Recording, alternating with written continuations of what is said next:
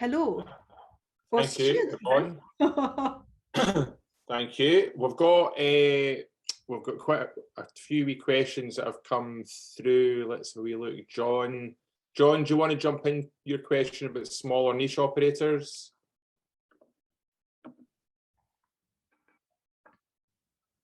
Yeah, sure. Thank you. Yeah, it was essentially, how does a small operator, one-man show like myself, and I'm sure lots of other here, develop that contact with the small tour operator, the travel agent? I think you call the niche tour operator. Is there an association? I'm aware of HTVA, but I think that's probably a bit too big for what I have in mind. How do we make that introduction and develop that relationship, or get that first step? You know, I really think that the first step is for you to speak to Visit Scotland. Speak to the Visit Scotland. Is it I forgot the word now. Seriously, I haven't had enough wine at lunchtime.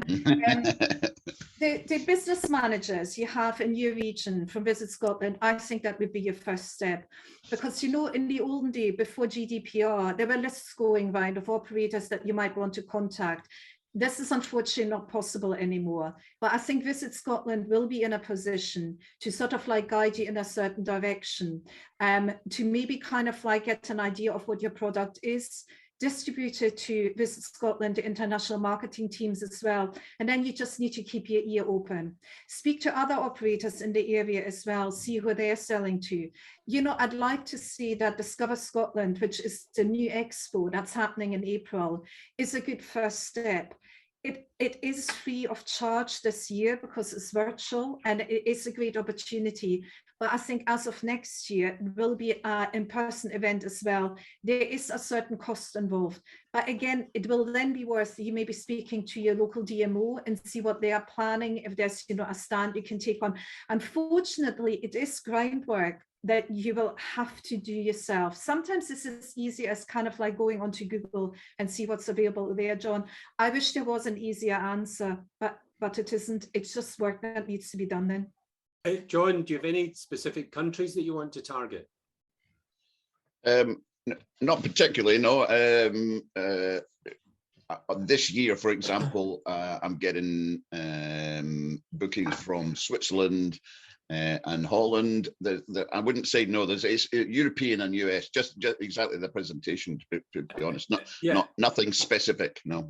I would agree with Yvonne in terms of touching base with Visit Scotland. You're getting the business relationship manager, and then they'll loop you into the travel trade side of things, which Rona Wallace heads up and begins to take forward.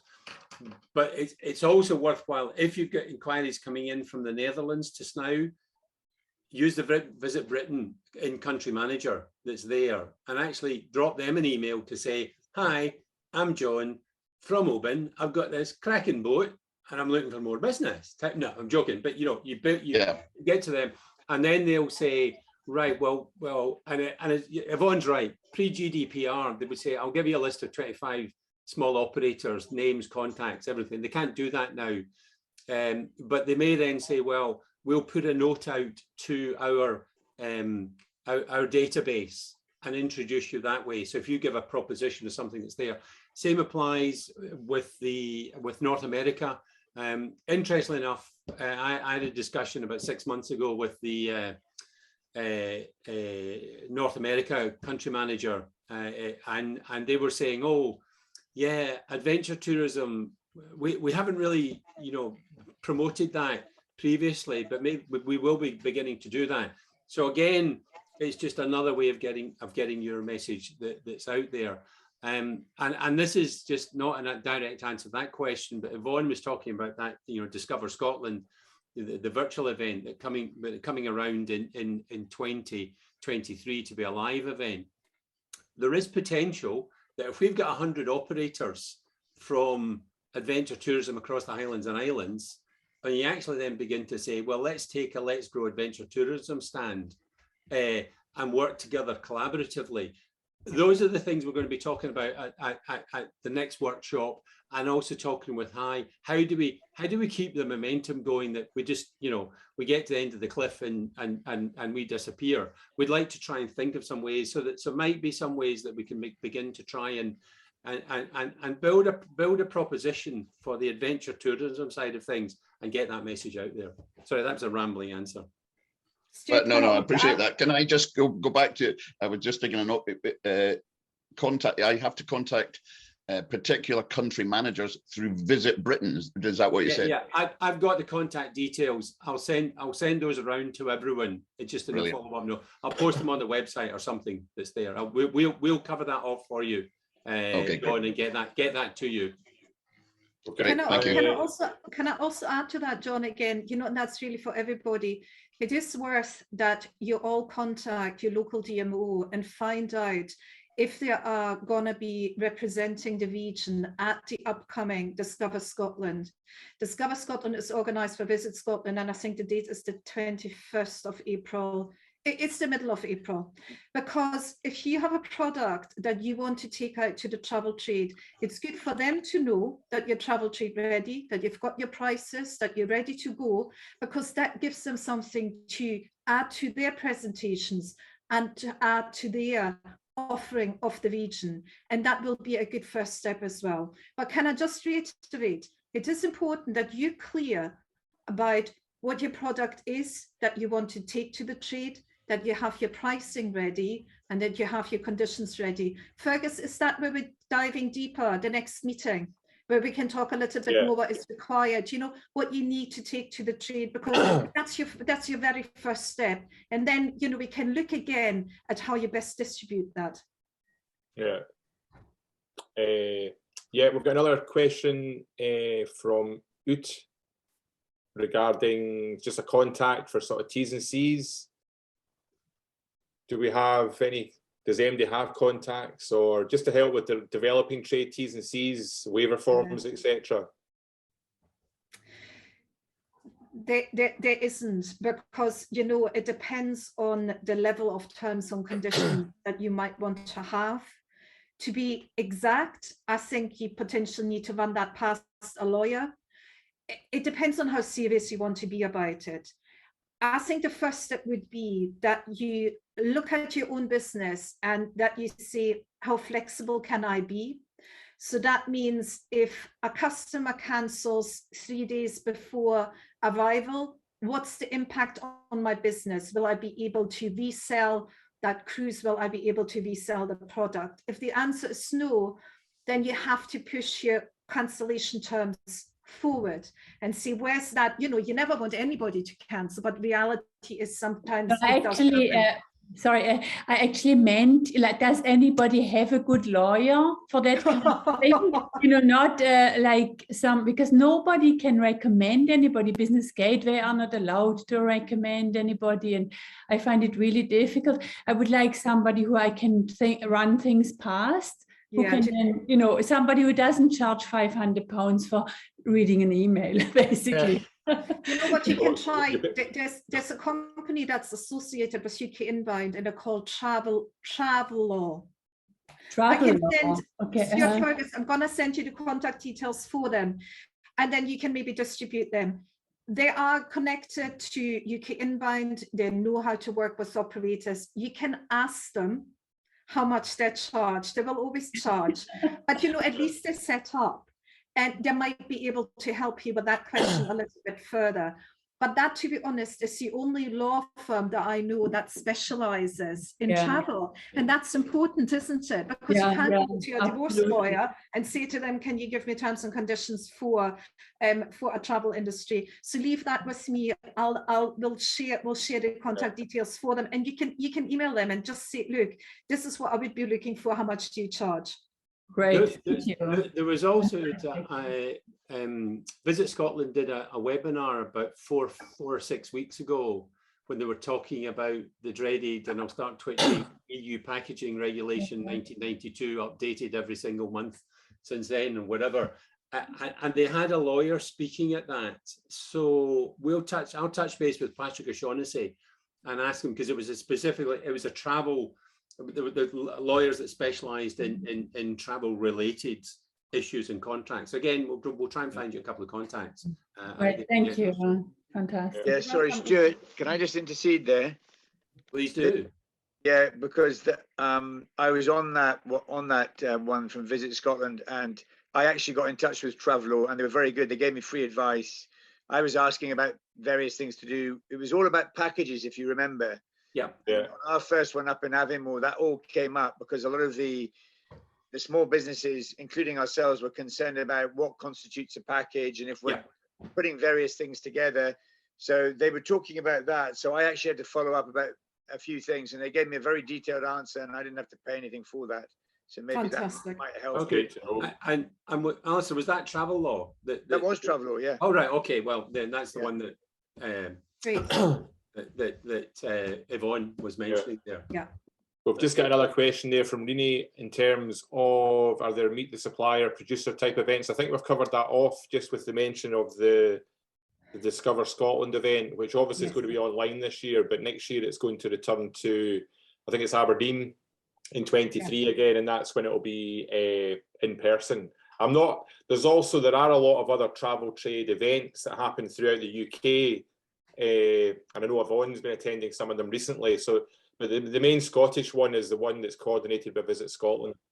Yeah, I think if your product is new into the market, I think that Discover Scotland former Expo is probably the most important one. These events are not cheap. This is why you have to choose them carefully. And therefore, I think, a Scotland-based trade show is probably most important. And Ute, you have attended Expo before, haven't you? When it was Scotland Reconnect. How did you find it?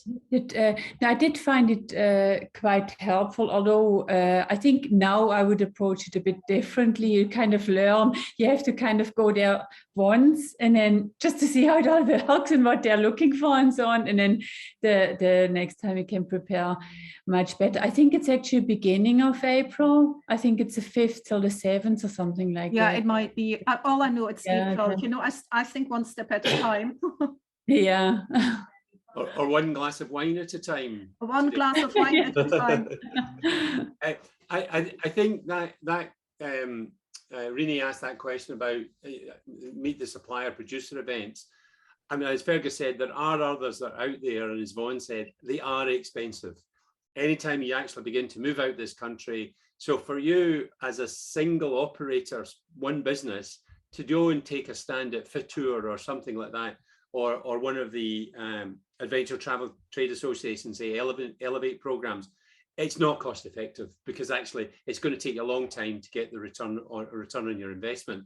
However, if we can, goes back to this, working together, keeping in contact with others, if we can begin to build something up, that you can begin to get something as a little, let's grow marketing consortia that you put in a certain amount, and all measured, but that's that collaboratively you can get a further reach out there, and when you've got something, a collective story to tell, and actually then, because one of the things, as I think we've told you before, is that the international operators, and as this is being recorded, I shall be careful what I say, is that they don't know enough about the products and experiences that we have in Scotland to promote, and tour operators tend to be lazy is not the right word, but if they've got an itinerary that is proven, generates business, and they've got a supply of customers and clients coming knocking on the door, they're not going to change it.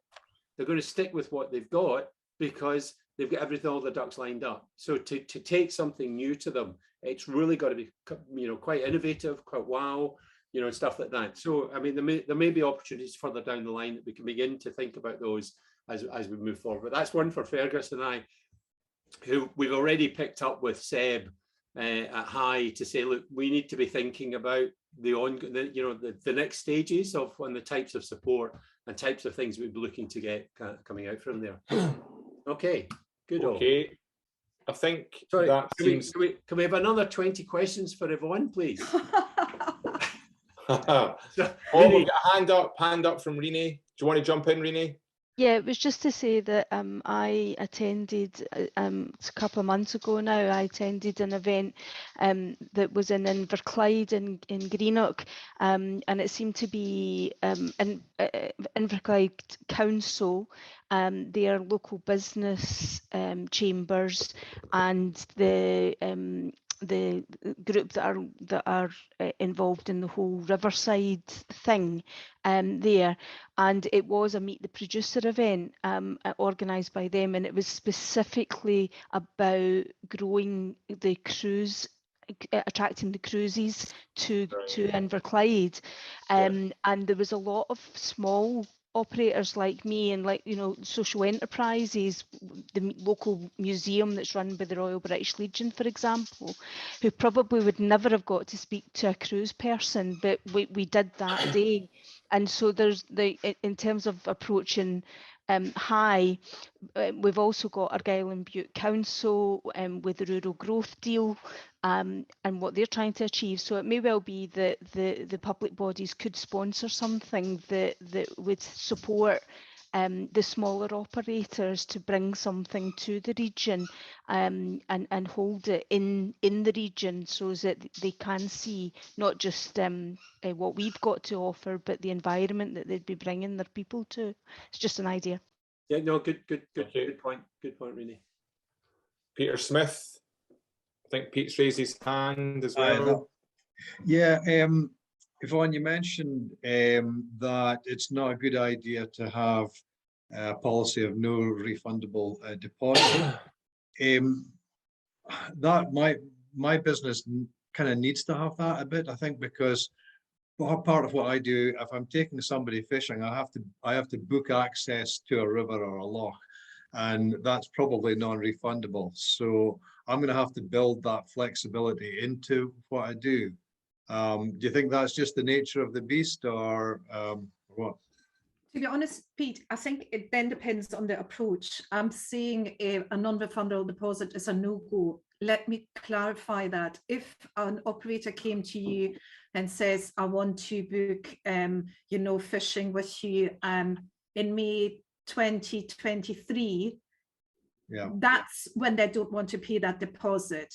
But if you say to them in your terms and conditions, I need a deposit payment, or indeed a full payment, you know, 4 weeks prior to the date, I think that will be absolutely fine. I wouldn't worry about that. I think it's the time scale that's really important. Okay. And for something like that, that certainly is doable. Yeah, because if it gets close to the time, then you can't let it on to somebody else at short notice. But if it's months away, you probably can. Yeah. Thank you.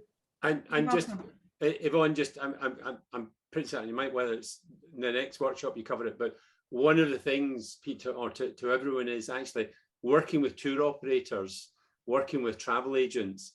It's about building long-term relationships, you know, and actually, you know, because they go through that journey, you know, they grow with your business as your business grows, and that becomes the relationship. So you're there, once you've got someone that you know brings you fishing business, Pete, you're actually able to say to them, look, to get that beat at that time of year, I've got to outlay cash, and therefore, if you drop out, then I lose that, you know, and that becomes a loss, and you know, so that relationship, and they'll begin to say, right, okay, let's see what we can do, let's work on it from there, type of thing. You know, I think if you're a bigger hotel that's got lots of rooms, they'll just say, take a hike.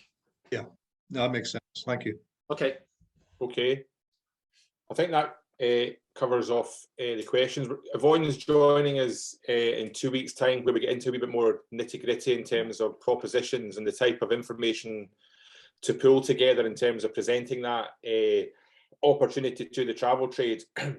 So thanks for your time this afternoon, Yvonne. You're very welcome. As James Bond would say, I'm sure the Dom Perignon is now at the right temperature downstairs, so I'm going to let you disappear. It will be. I'm texting the husband now and saying, get that champagne in.